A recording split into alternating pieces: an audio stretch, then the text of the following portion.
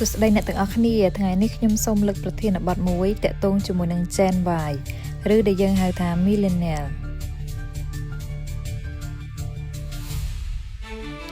เจนวายคือชื่อจำนวนมนุษย์ได้กลายประหารชนะมวยป้อมประมวย80มวยโดยชนะมวยป้อมประมวย90ประมวยปุเก๋คือชื่อจำนวนได้โชว์นึกกันดาระเวียงพิภพโบราณនិងពិភពดิจิทัล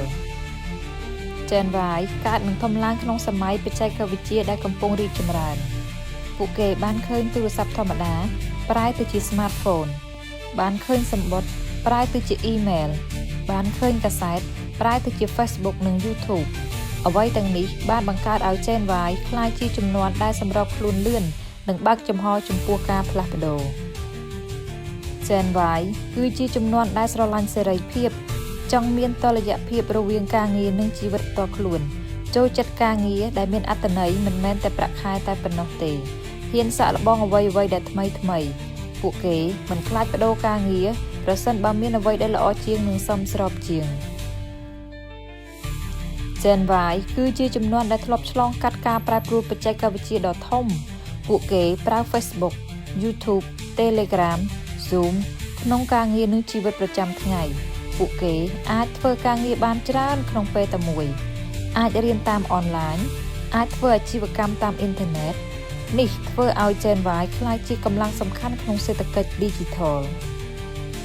ចំណុចខ្លាំងរបស់ Gen Y រួមមានគំនិតច្នៃប្រឌិតមានភាពក្លាហានមានសមត្ថភាពសម្របខ្លួនលឿនចូលចិត្តរៀនអ្វីៗដែលថ្មីមានទស្សនៈទូលំទូលាយពួកគេចង់ឃើញពិភពលោកប្រសើរឡើងនិងចង់មានចំណាយក្នុងការបង្កើតអនាគតល្អប៉ុន្តែ Gen Y ក៏មានបញ្ហាប្រឈមដែរដូចជាសម្ពាធការងារសម្ពាធហិរញ្ញវត្ថុសម្ពាធគ្រួសារនិងការប្រកួតប្រជែងខ្ពស់ពួកគេច្រើនមានអារម្មណ៍ថាត្រូវតែជោគជ័យលឿនត្រូវតែមានផ្ទះមានឡានមានស្ថានភាពល្អហេតុនេះទើបអាចបង្កើតសម្ពាធផ្លូវចិត្ត Gen Y គឺជាជំនាន់ដែលចូលរួមយ៉ាងសកម្មនៅក្នុងការងារសង្គមការងារស្ម័គ្រចិត្តការជួយអ្នកខ្សត់ខ្សោយ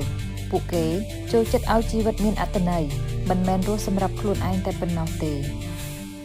Gen Y គឺជាស្ពានរវាងជំនាន់ចាស់និងជំនាន់ថ្មីពួកគេអាចយល់ពីតម្លៃបុរាណនិងទទួលយកបច្ចេកវិទ្យាថ្មីពួកគេអាចជាអ្នកដឹកនាំដូចជាគ្រូបង្រៀនអ្នកបង្កើតអាជីវកម្មជាដើមសរុបសេចក្តីមក Gen Y គឺជាជំនាន់ដែលពោរពេញទៅដោយសក្តានុពលមានកម្លាំងមានសុបិនមានការតស៊ូបើពួកគេត្រូវបានគាំទ្រត្រូវបានយល់និងត្រូវបានលើកទឹកចិត្តពួកគេអាចក្លាយជាកម្លាំងដ៏អស្ចារ្យក្នុងការកសាងសង្គមនិងអនាគតសូមអរគុណសូមជម្រាបលា